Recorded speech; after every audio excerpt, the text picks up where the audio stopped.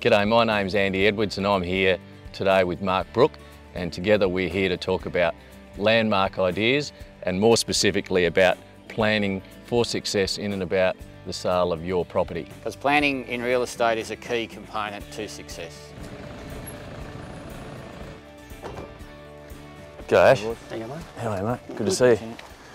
How you getting on? Andy? Fella?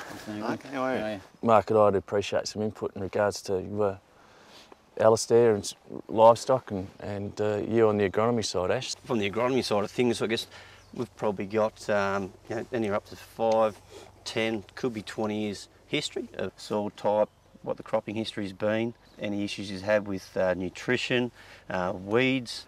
How do you think that someone in your position can value add in regards to a similar sale? In terms of its carrying capacity, the livestock type, this has been running a fine wool sheep operation, so we can give you test results over a number of years. And the vendor invested a lot of time and effort into their property that they've been running here, and we need to assist them in realising the best return they can get for those livestock and coinciding that with the real estate sale. We perhaps concentrate on presentation of property and fence lines and infrastructure and things. We look after the marketing element and the technical side of the legislative requirements, but a prospective purchaser for a property like this, given its location, would be looking for another element. Is we can look at what the place has been doing, but we can look about what it can do. And that'll be more than just what's happening here at a localised level with the sort of information we've got. We can sit back and always happy to talk to prospective purchasers about what's happening globally. You know, what's that short and medium term commodity outlook, what's the suitability of the pasture type they've got around here to run a different sort of livestock enterprise, and also importantly, are they going to be people that are going to live here? Yeah. Or are they going to be people that are going to live away? And the purchaser is a person which the more information we can avail to them, it's going to return Benefit the vendor. Yeah, exactly right. One of the significant advantages that listing a property with Landmark would give a vendor is the national exposure and the international exposure that we have. And the diversity of what we do. We have people that are specialists in dairy, specialists in beef cattle, specialists in wool, specialists in prime lamb. But also not only are they specialists in those areas, they've got great knowledge in their localised areas, and they bring with them relationships with both purchasers and also vendors. Yeah, the true marketing sense is using that footprint to go beyond that. It's not just about press advertising. One of the things that we'd be producing in the sale of a property like this is a comprehensive information memorandum with details about the property and its usage. The sort of things that we've got in there is obviously history about what the place has been running, what the bloodlines of the herd or the flock has been, and what their market is that they've been targeting and how successful they've been at targeting that. We'd be looking to you, Ash, for things like whole of farm plans, historic data, really, the inputs that have been into the property at the moment with the emphasis on the environment, those elements that perhaps you could put forward into a document like this. Most importantly, probably the chemical rotations. Obviously, weed resistance is a big issue all over Australia, and very important that we get things right the first time. So for the prospective purchaser, we'll be able to say, well, yes, we can get them off to a flying start, that we say, well, it's no point using this type of chemistry because it just doesn't work anymore. What have the yields been? You know, we've obviously got all the rainfall records. It's been through some dry years, but yeah, we've got all that background information that's really important. This is wonderful value add for any vendor or prospective purchaser, but certainly there's a large due diligence process that we've got to go through as agents in regard to statutory searches and full disclosure about anything from native title right through pest and plant legislation. All the things that we put in a comprehensive document like that are designed to provide information to a purchaser from a vendor to assist them to make a decision to maximise the outcome for the vendor of the property. The flock size that the vendor's been running here, I had a meeting with him last week and we sat down and discussed what sort of marketing options, and we've concluded the best way to realise the value of his flock and the breeding that's been put into it for the years that he's been going is to hold an on-farm dispersal sale. Potential purchasers love on-farm dispersal sale. They know they're genuine and they can make some assessments by having a look at the entire operation. So we're going to put them to auction here on farm, and we're going to put them on Auctions Plus. So interface them on Auctions Plus. Obviously, potential purchaser can operate in that as well. We'll give them what the land performance has been over the last few years. All the wool test results will be available. We'll lead a marketing program which will probably start somewhere around 6 weeks out. But what we can start to do now is we can start to think about joining. We can start to think about actually preg testing or scanning them in this case, and putting the animals to auction with all the information that we've got available. With this sort of lead time, it's ideal. We've got the opportunity to combine it in with making them look spot on. You know, probably just clean them up, knock a bit of wool off them, you know, crutch them, make sure they're all quite, you know, tidy. Yeah. We can give them a drench and everything leading into it, make sure they've been treated for that, and coincide it with a lead up to the sale. So by the time you have the sale, we're talking about having the dispersal, on-farm dispersal, after that, before delivery, obviously. Yep. So sometime before settlement? Yeah, that's right. Well, I think the key for us is having the property look at its optimum during that 6-week inspection period. So on a place like this, when we would be looking ideally to put this to the market? Probably the optimum time is that early spring. Generally at that stage we've sprayed all the weeds out, we've got the crops going as good as they can, we've put some urea on in the springtime to give us that growth. That's generally the time when things are looking their best, barring obviously Mother Nature if it's wet or whatever. But cereal cropping and also pasture in that springtime when you've got that beautiful, good green fresh growth, your crops have got a bit of health about them. And there'd be plenty of alternate uses here other than the barley we've got here. You can either go more cropping or less cropping and more stock, whether it be cattle or sheep. As we've seen from other landmark ideas, there's a wealth of information available, such as tissue testing and GPS mapping. How can that type of information value add to our process? The more historical information that we've got is going to be beneficial to anyone. If someone can come here and I can produce a paddock plan that's got the last 10 years rotation, what chemicals we've used, what groups we've used, that's going to give him an idea, give him some soil tests. You can see that the soil has been improving the way that this farmer farms, that is, it's got very good soil health, so that if he does decide to purchase it, that he's sort of in the back of the mind, he's thinking, well, we've ticked all the boxes here, the nutrition's good, our weed control's been good, I'm walking onto a very good property. So I think that's a big benefit. So you can see here is stubble retention, so soil health is very good. And that's the sort of information that any purchaser coming in here is going to want to know. Exactly. Am I going to be able to grow a crop here, or am I going to run, how many stock can I run per acre? Yes. You just can't afford to be hit and miss. No, not nowadays with the price of land. They've really got to, they've got to hit the ground running and buy some country that is productive, that you can start making money straight away.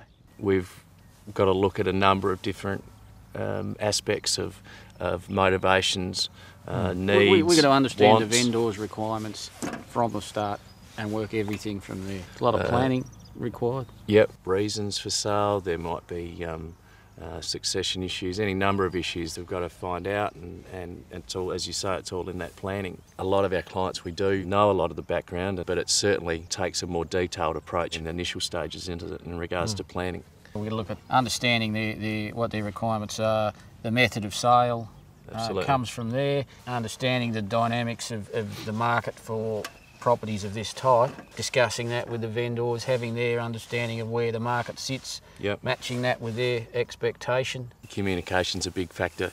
A lot of the times big ticket items that do require a lot of communication, certainly feedback. There's with the vendor leading up to the sale, as those things we just discussed, and then there's a communication back to them regarding the sale process. What's happening, how it's looking, what do we need to change, because nothing's so inflexible that it can't be changed during the course of a program. No, correct. But all that information has to be fed back to a vendor so they can make an informed decision. Sale programs last from anywhere between 2 or 3 weeks up until several months. That gets back to our knowledge of the marketplace and our knowledge of the nature of the real estate that they're selling. Anyone, anywhere in Australia could be confident in the local knowledge that their landmark agent will have given, and it is important because there's comparative, all sorts of variables, comparative sales, seasonality, commodity prices, exactly. They will be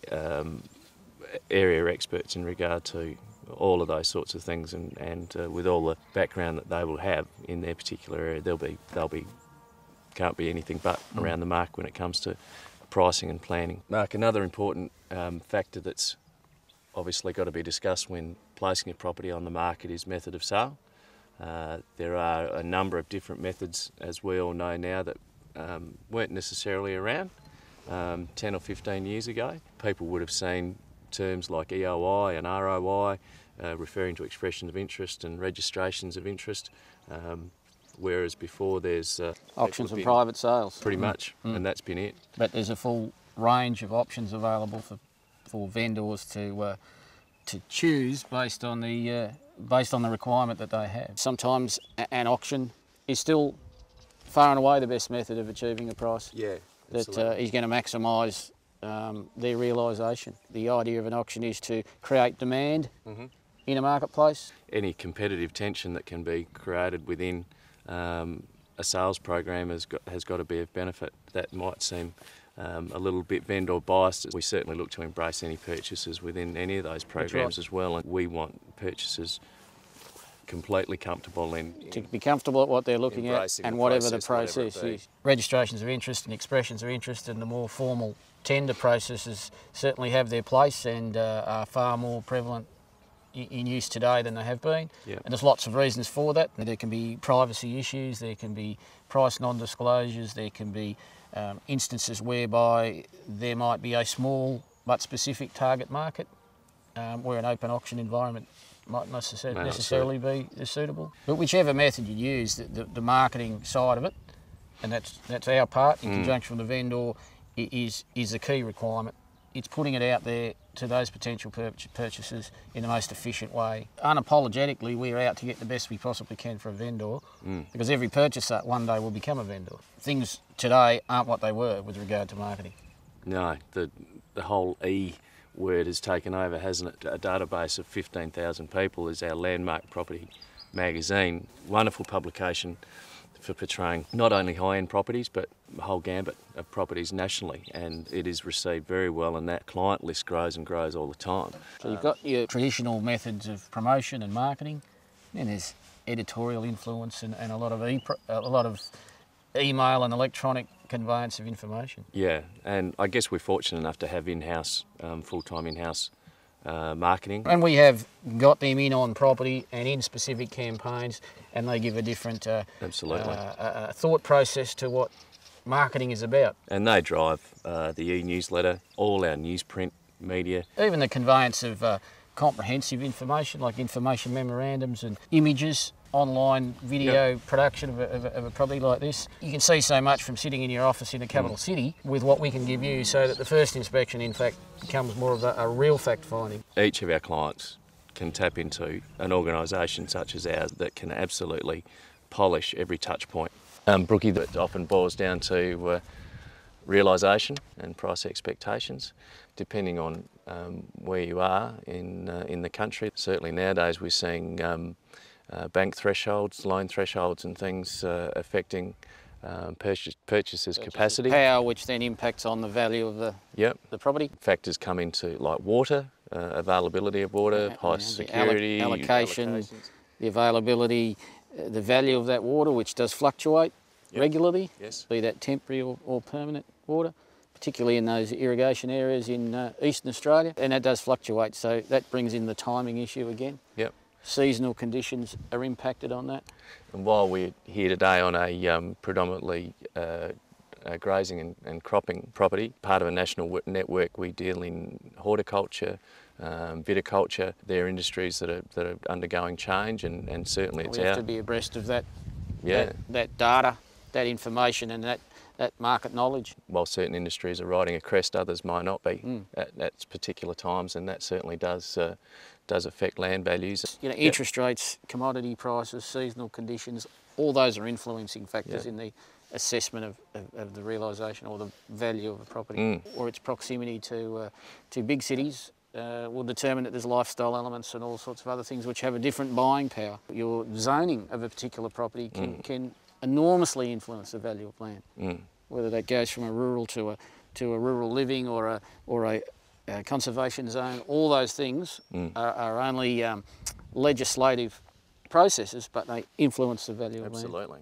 It is well worth a good and early conversation with your landmark agent early on. Yeah, we're able to, as a company, bring in the technical services that the greater company is able to provide us with. And today we've shown you the benefit that the livestock team can bring, the agronomic and farm services team can bring to maximise the value for a vendor or provide information to a purchaser to assist with their purchase of a property such as this one we've looked at today.